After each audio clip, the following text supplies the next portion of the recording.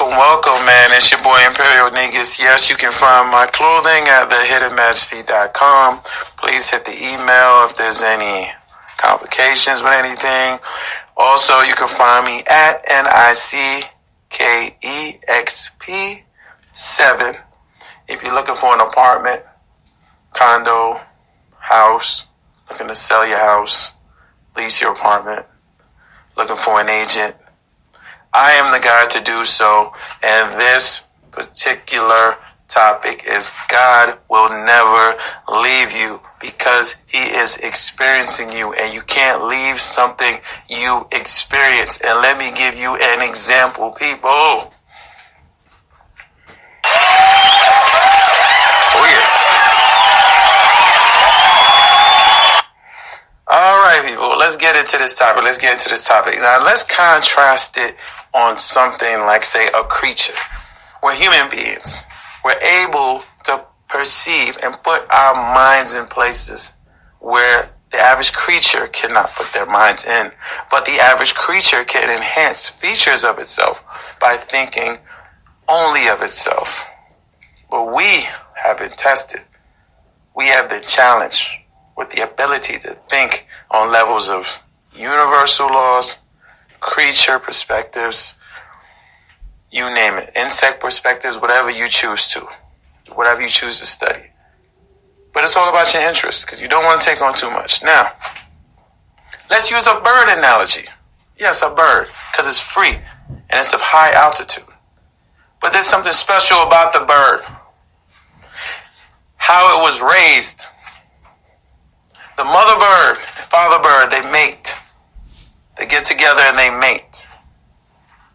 The mother does most of the taking care of the bird. Now think about the technology, the faculties of the baby bird's mind as the mother is taking care of the baby bird.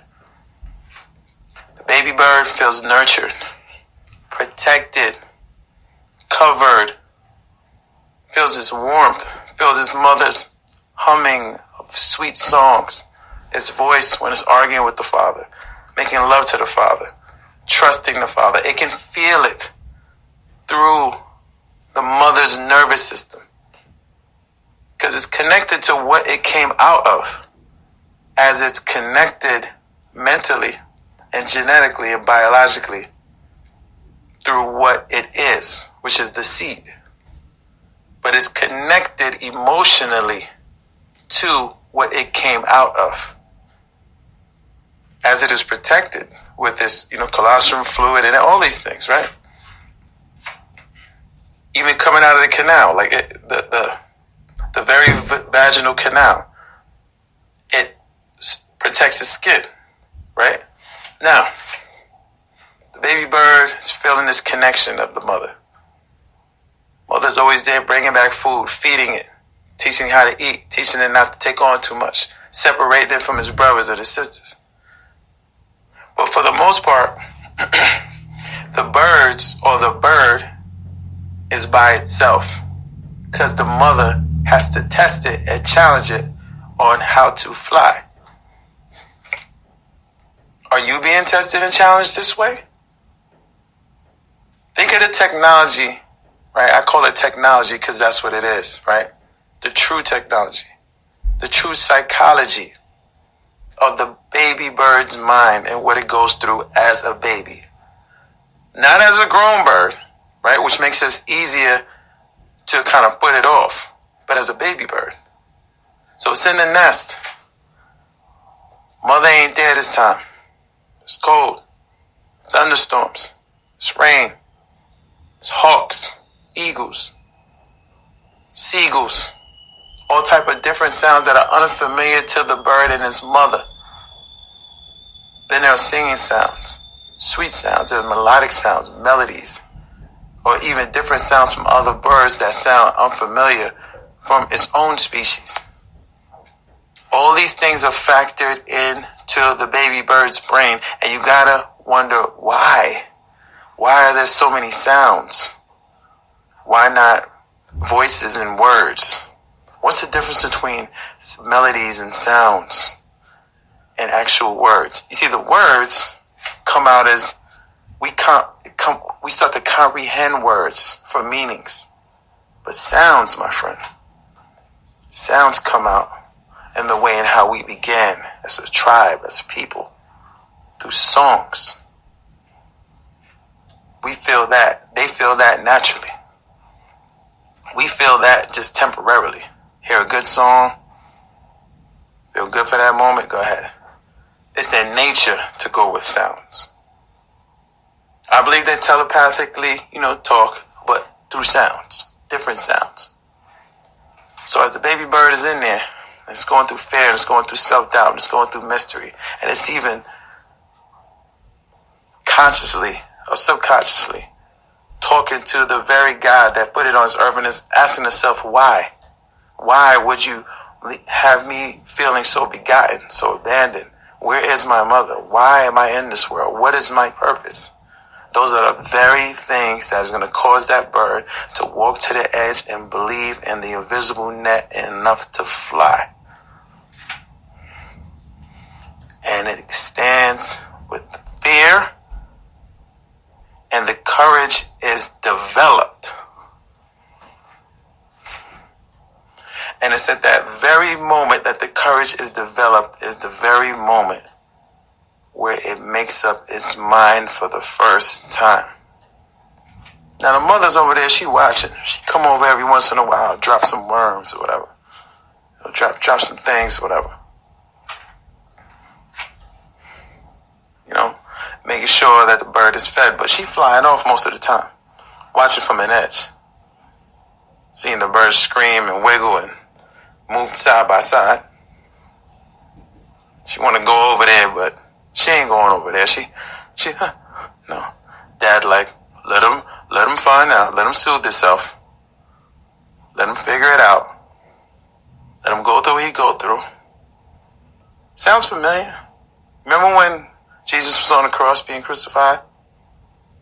You remember when he was like, oh, Father, why would you forsake me? And then all of a sudden he resurrected. It became a spiritual form in a sense. He was flying. Higher than ever, actually. Sounds like somebody experienced something and made a similar thing of itself, I would say. And it sounded like man went and wrote something based upon that analogy, or this analogy. Right? Because the bird is what created the plane. The very technology of studying the bird and the technology of how the bird is made is how the plane eventually was made. So, the bird, hearing all these sounds and hearing all these melodies and its mirror neuron capturing all the things that's going on outside, and it's curious and it's seeing itself through what's going on outside enough to stand up, wobble to that edge, look down, look left and right, and think, and then go right back in the nest. Walk to the edge again, look left, right, call out his mom. Mama ain't coming. Daddy ain't coming. But they can hear you. And sometimes they come down and they protect you. They watch you sleep. Just to make sure you're there, that's it. Then they go flying off again. Can't give you too much. Because then you won't know true value of independence. Flying of your own. Take it for granted. Much like how, as a bird and is grown, I believe it takes certain things advantage eventually.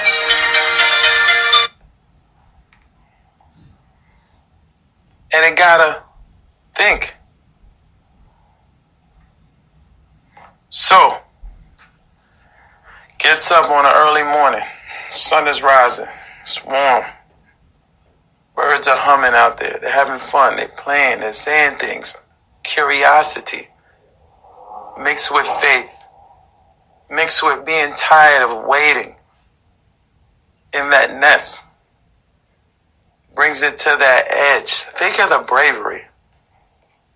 Think of the evolution. Finally looks down. The mother looks from afar. Oh, no. He's doing it again. The mother finds a strength inside of it because it knows how it was raised. It knows the very technology, the very faculties. It knows the very workings and the moving parts of the baby bird's mind because of what it's been through. And it watches the baby bird proudly fall over that nest. Now, when the baby bird falls off the nest, sometimes the mother's not there to see that. She just prays that he learns. Sometimes she is there to see that. And she can't go swoop that bird up, go falling that fast. At least most of the time. Not all the time. So the baby bird's falling fast.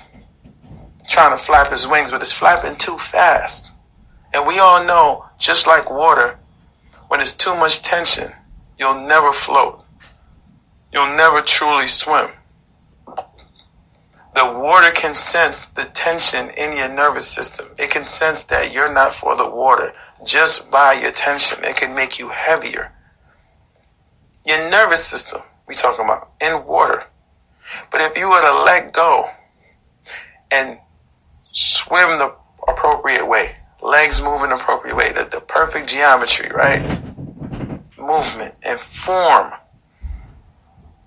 It will determine how faster you swim, how much you would float, and how farther you would go. So the bird finds this through fear and failure, trial and tribulation, flapping his wings too fast.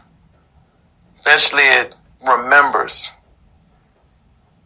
other birds, the tag games they were playing in groups, following the leader and tagging the leader and knocking other people out of their place. If you notice, they knock other people out of their place. They play with people's feathers and they'll fly in a direction, but they have to follow the leader and how they go left and right, but try to knock other people from doing it. It's so fun to the bird.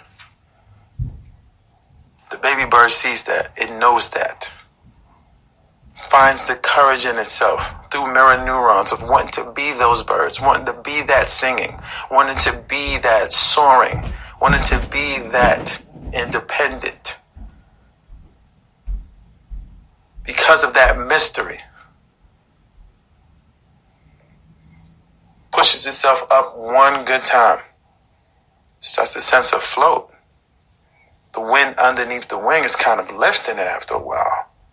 Of it just calming down after all that fluctuation and it sinking, and it feels like a little push under there. Almost like the air is made for the way and how the wing is formed and designed. Like, wow, 1 + 1 = 2. I wonder what 2 + 1 = 3. Wow. You know, what does 3 + 1 then equal? 4. Shit, what does 3 + 2 equal? And math is put through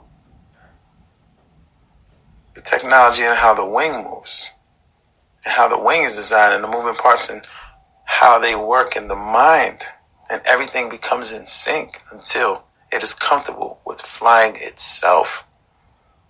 The wind underneath the wing pushes it up, and as it soars, it gives it just enough time to regain its energy, and then it just starts flapping, depending on how fast and what direction it goes. If it looks left, it goes left. If it looks right, it goes right. No different than like a boat or something like that. All made like the bird. And it realizes when it comes back to its nest, and it comes back, and it's there, that it can make it on its own. And its mother finally shows up. And though it feels the grudge and the abandonment and the begottenness, it understood that through the hardships, through the abandonment, through the mysteries, through the doubt, through the sounds, it was a very reflection of the potential it has. Imperial Niggas people